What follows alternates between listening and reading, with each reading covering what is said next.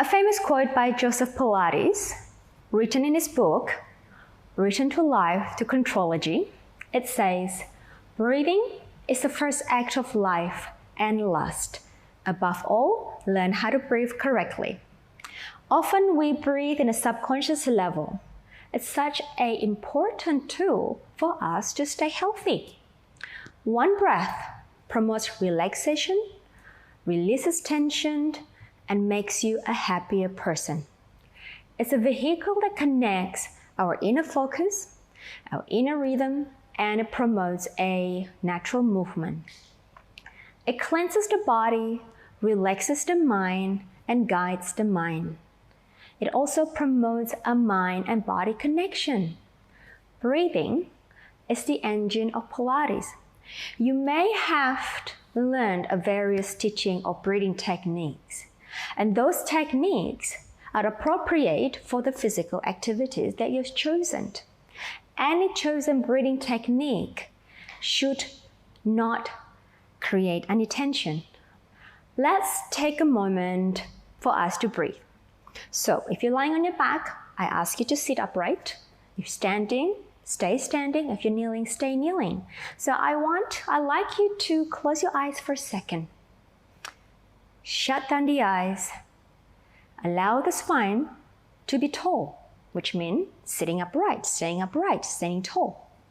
Now, imagine those lungs. Your lungs are two balloons. Now, as I want you to inhale, and the air that you inhale, expand the balloons or the lungs as big as they can. And as you exhale, I want you to expel the air out of the lungs through the mouth.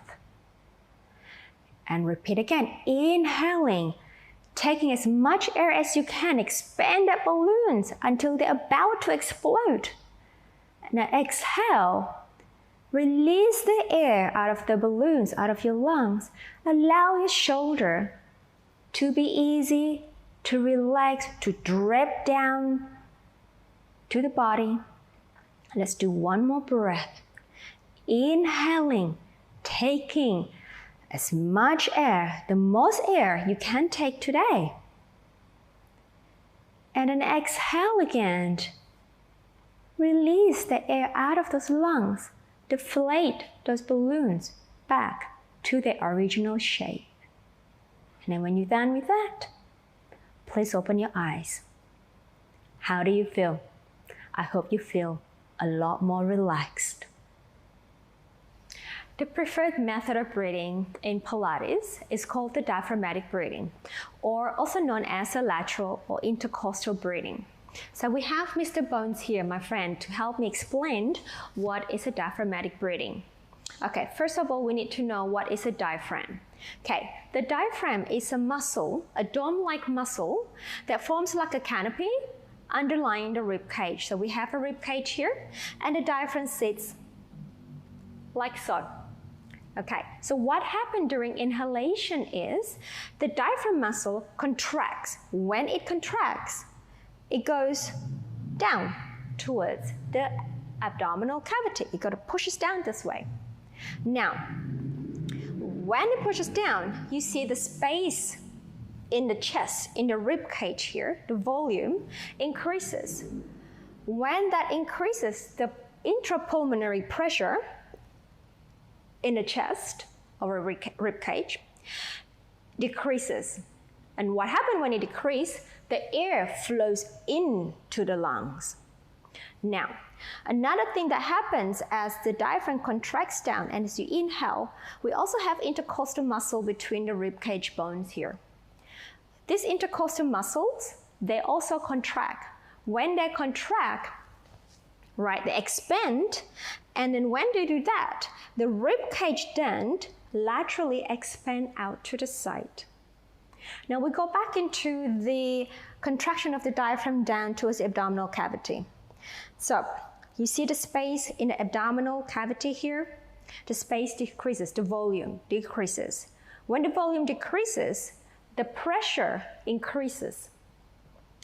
Okay? What happened during exhalation? is the abdominal area cavity here wants to create the same pressure when during inhalation. Now, so the organs in the abdominal cavity, the abdominal muscles, then pushes the diaphragm and relaxes it up to its original state, okay, to create the same pressure or similar pressure. Now, you see the space in the chest, the rib cage, we call it a thorax. The volume decreases. When the volume decreases, the intrapulmonary pressure increases. So the air is then expelled out the lungs. And also, the intercostal muscles contracts back or relaxes back, and the rib cage comes back into its original state. So that's what happened during our diaphragmatic breathing. I hope that makes sense to you. Let's practice on our lateral breathing. So what we need, I have a TheraBand here if you have one at home. If you don't have a TheraBand, that's okay. We can use a scarf, a long one, if you have one at home, or a towel. You can roll it and then create into a band like. Right, now I want you to put the scarf or the towel or the TheraBand, whatever you have at home, around the rib cage, kind of like a corset, okay? So now cross the scarf. I have a scarf, so I want to say a scarf. Cross the scarf at front, and I'm going to grab it with my hand, like so. Okay? Now, remember lateral breathing, lateral expansion of the rib cage. Okay? So, when you inhale, the diaphragm contracts, descend down, and the intercostal expand out to the side. So what this scarf is helping you here is to give you a little tactile cue to how you should expand the ribs out to the side.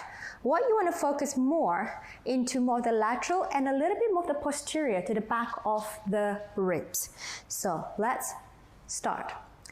Inhaling, expand the ribs out. Exhale. It goes back, the rib goes back to normal position. Inhale. Exhale. I'm just going to open and lift my elbows up for the sake of the filming, okay? You don't have to do the same here. Inhale. Exhale. Notice, observe what's happening with my rib cage. Exhale. Continue. Inhale. Exhale. And let it go. Now, it's very crucial when you practice your lateral breathing, you don't let the air pushes the belly out to the side and relaxes the abdominal wall, okay? Now, also that your shoulders just stay nice and easy. If you don't get it today, that's okay. I like you to practice that almost every day. And before you do a Pilates class, perhaps do about 10 sets of the lateral breathing. Thank you for joining me in my breathing tutorial. I hope to see you in the other video. Thank you.